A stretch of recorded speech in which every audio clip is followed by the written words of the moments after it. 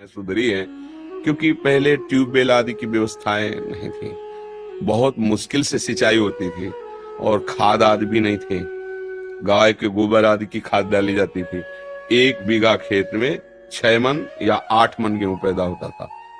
अब तो 40-50 मन पैदा होता है। पहले 6-8 मन। बड़ी मेहनत की जिनकी खेती है, और जो कार्य करते हैं तो 8 रुपया 10 रुपया 8 घंटा के थे। फिर और बड़ा तो 20 रुपया, अब तो 500 रुपया है। तो काफी। तो उस समय था कि बहुत ही कम था जब केवल राम, और वो संत सेवी थे। अब मंजूरी करके, अब संत सेवी मतलब संतों का क्या है कि भाव से एक बार आप तो 2 संतों से कहेंगे। उस गांव में एक भगत है, बहुत श्रद्धावान है, तो 4 संत आने लगे।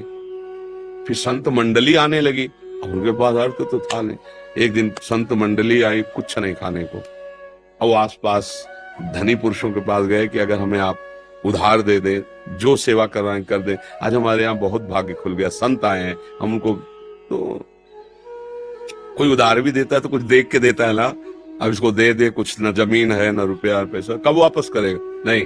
तो एक बड़े चतुर थे, उन्होंने कहा हमें एक कुआं खोदवाना है, तुम कुआं खोद दोगे? पक्का, हम और पत्नी दोनों मिलकर कुआं खोदेंगे, पर आप इतना दे दो कि हमारे संत पाले। उनका जय दिन संत रहेंगे, तय दिन हमारे यहाँ से ले जाओ भोजन।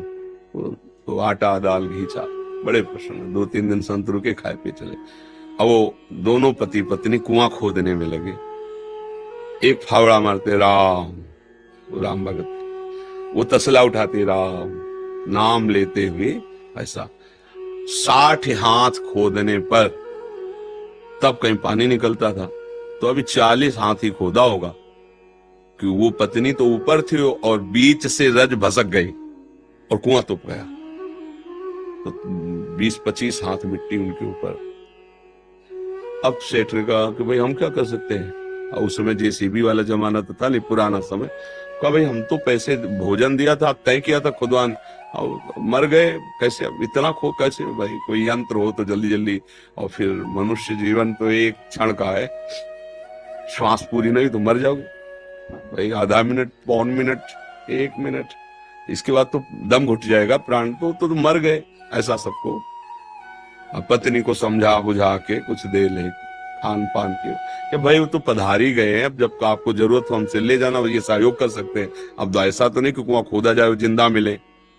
पर वो राम राम जपने वाले एक एक फावड़े पे कुआं पूर दिया गया कि ये ठीक नहीं, सुगुन हो गया, आदमी मर गया उसमें। एक दिन वहां से कोई राजा निकल रहे थे, मार्ग था, तो उनको सुनाई दिया राम राम। ऐसी मधुर अमृतमयी वाणी की वो अपने रथ से उतरे। उनका ये किस भगत के द्वारा आर्त भाव से भगवान को पुकारा है? अरे यार, तो कोई भगत नहीं। बोले नहीं, आवाज के सारे वहां गए। बोले यहां से आवाज आ रही? तो लोगों ने कहा हाँ, 1 महीना पहले कुआं खोद रहे थे केवल राम जी, तो मिट्टी गिर गई तो मर गए। बोले नहीं, आवाज आ रही, सुनो। तो राम राम।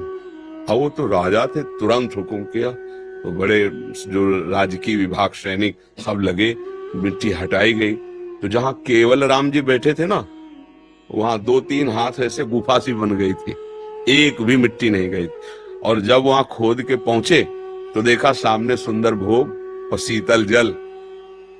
1 महीना हो गए थे दबी हुई। ऐसे बैठने के कारण थोड़ा पीठ टेढ़ी हो गई थी। वो कहा पूरे स्वस्थ, भोजन पानी सब वही। कौन दे रहा है? जो अखिल ब्रह्मांडों को दे रहा है। अगर गृहस्थी में हो, अपना कार्य कर रहे हो और नाम जप कर रहे हो, तो महान भक्त हो।